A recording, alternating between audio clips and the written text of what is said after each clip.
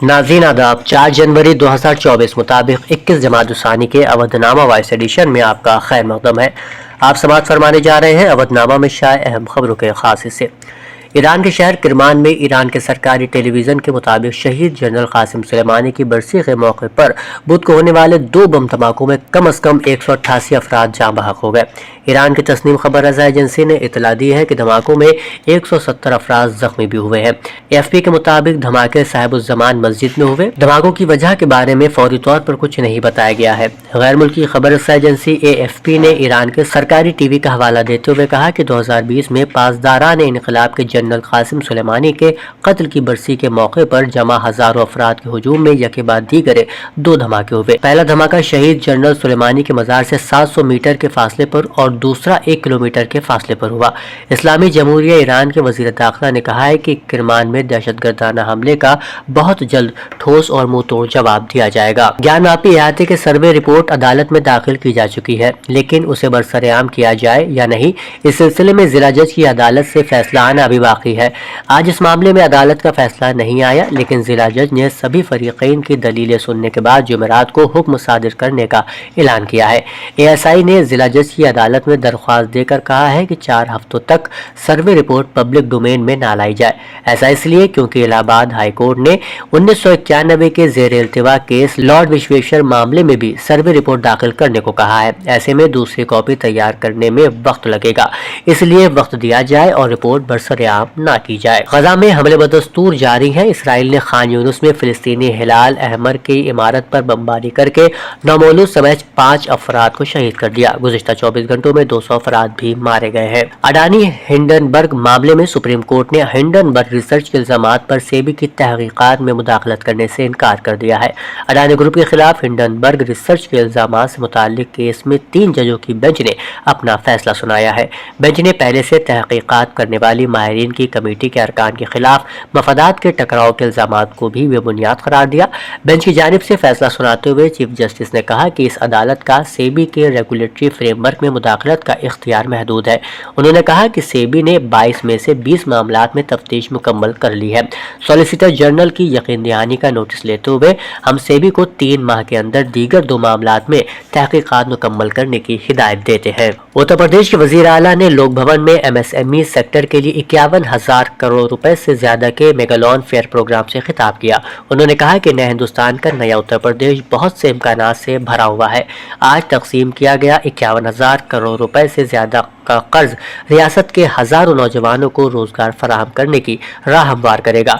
लोगों को आगे बढ़ने का मौका मिलेगा, जिससे उनकी जिंदगी में खुशी आएगी।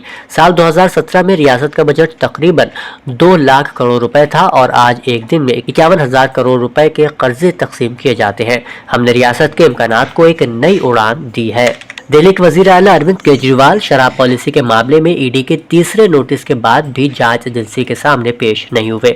उनकी पार्टी आम आदमी पार्टी का कहना है कि अरविंद केजरीवाल ED की तहकीकात में ताउन करने को तैयार है, लेकिन जांच एजेंसी का नोटिस गैर कानूनी है।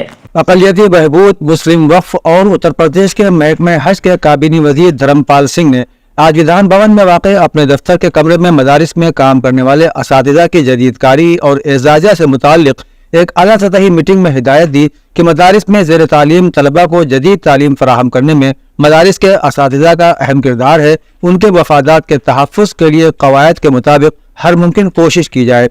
मिस्टर सिंह ने मदरसे के असातिज़ा को बकाया एजाज़ा की अदायगी की सूरत हाल, एजाज़ा की अदायगी के अखराजात और मदरसे के असातिज़ा से मुताल्लिक़ मसाइल के बारे में ज़रूरी हिदायत दी और इस हवाले से एक्शन प्लान तैयार करने को कहा। 20 दिसंबर से सहारनपुर की सरजमीन से कांग्रेस की यूपी जोड़ो यात्रा का आगाज हुआ था। आज वो अपनी तमाम कामयाबियों के साथ सीतापुर पहुंची। इस मौके पर हजारों की तादाद में कांग्रेस कारकुनों और ओहदेदारों ने इस यात्रा का इस्तकबाल किया और तमाम लीडरान ने हिस्सा लेते हुए महंगाई बेरोजगारी के खिलाफ यलगार बोलते हुए आइन बचाने की अपील की। कांग्रेस कमेटी अक़लियती सेल के नेशनल कोऑर्डिनेटर मोहम्मद शमीम खान ने कहा कि सहारनपुर से शुरू होने वाली यूपी जोड़ो यात्रा मील का पत्थर साबित होगी। ऑल इंडिया पसमानदा मुस्लिम महाज के कौमी नायब सदर वसीम राइन ने अपने एक बयान में कहा कि कांग्रेस लखनऊ के अकबर नगर में पेश आने वाले वाकयात के बारे में अपने माजी में झांकने की हिम्मत क्यों नहीं करती। انہیں 15 اپریل 1976 کا سیاہ دن اور دہلی کے ترکمان گیٹ کا واقعہ یاد رکھنا چاہیے۔ آج بھی مسلمان دو چہروں والی کانگریس کے قاتلانہ مظالم کو فراموش نہیں کر پائے ہیں۔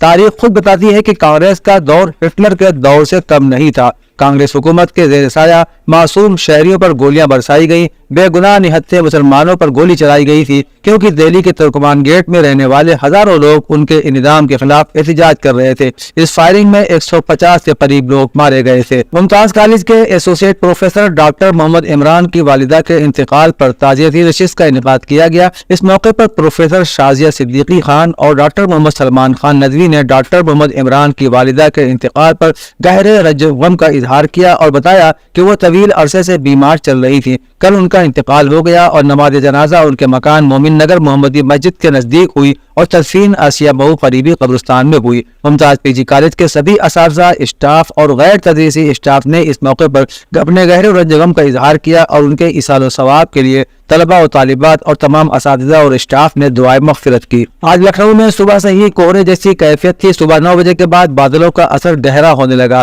کئی مقامات پر ہلکی بوندا-باری ہوئی اور گرج چمک کے ساتھ بارش شروع ہو گئی۔ ساتھ ہی سرد ہواؤں نے لوگوں کو کپکپانا بھی شروع کر دیا۔ لکھنؤ کے ساتھ ساتھ ریاست کے کئی دوسرے علاقوں میں بھی لوگوں کو بارش کا سامنا ہے۔ کانپور میں بھی صبح اچانک بارش شروع ہو گئی۔ بارش کا اثر جونپور اور ہردوئی میں بھی دیکھا گیا۔ اس کے ساتھ ہی مرزا پور میں صبح سے ہی بارش ہو رہی ہے۔ سال 2024 میں پہلی بار ہونے والی بارش نے لوگوں کی مشکلات میں اضافہ کر دیا ہے۔ اودھنامہ کے جہاں نما صفحے کے مطابق بیروت میں حماس کے پولیٹیکل بیورو کے نائب سربراہ صالح العربی کے قتل کے بعد حماس نے ثالثوں کو مطلع کیا ہے کہ صالح العربی کے قتل کے بعد جنگ بندی اور قیدیوں کے تبادلے کے بارے میں بات چیت کو روک دیا جائے گا۔ حماس نے اپنے سینئر رہنما کی ہلاکت کا بدلہ لینے کے عزم کا اظہار بھی کیا ہے۔ العربیہ کے ذرائع نے اطلاع دی ہے کہ صالح العربی اگلے ہفتے حماس کے مطالبات پر مزید مشاورات کے لیے ثالثوں کے پاس جانے والے تھے۔ دوسری جانب اسرائیل نے ثالثی کرنے والے ملکوں کو مطلع کیا ہے کہ وہ جنگ بندی تک پہنچنے کے لیے حماس کے رہنماؤں کے خلاف قتل عام کو نہیں روکے گا۔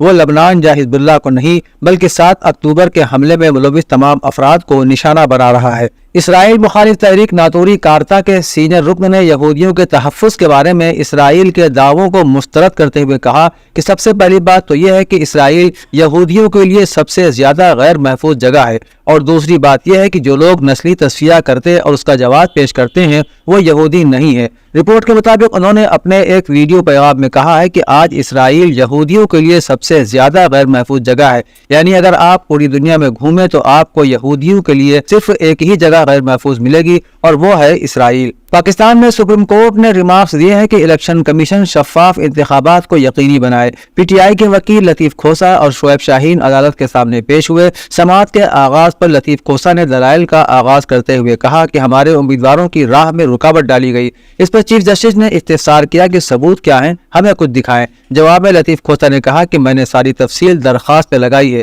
چیف جسٹس فائز عیسیٰ نے ریمارک دیا کہ آپ انفرادی طور پر لوگوں کے خلاف کارروائی چاہتے ہیں تو الگ سے درخواست دائر کریں، کسی کے کاغذات نامزدگی مسترد ہوئے ہیں تو اپیل دائر کریں، ہم کیسے دوسرے فریق کو سنے بغیر آپ کی اپیل منظور کر لیں۔ اسرائیل کے ایک ترجمان نے آن لائن بریفنگ میں بتایا کہ اسرائیل کی ریاست جنوبی افریقہ کے خونریزی سے متعلق مضحکہ خیز الزامات کو ختم کرانے کے لیے دی ہیگ میں قائم بین الاقوامی عدالت انصاف کے سامنے پیش ہوگی۔ انہوں نے کہا کہ ہم جنوبی افریقہ کے لیڈروں کو یقین دلاتے ہیں کہ آپ کے الزامات کا فیصلہ تاریخ کرے گی۔ جنوبی افریقہ کئی اشروں سے اسرائیل کے زیر قبضہ علاقوں میں ریاست کے قیام کے فلسطینی موقف کی حمایت کرتا رہا ہے۔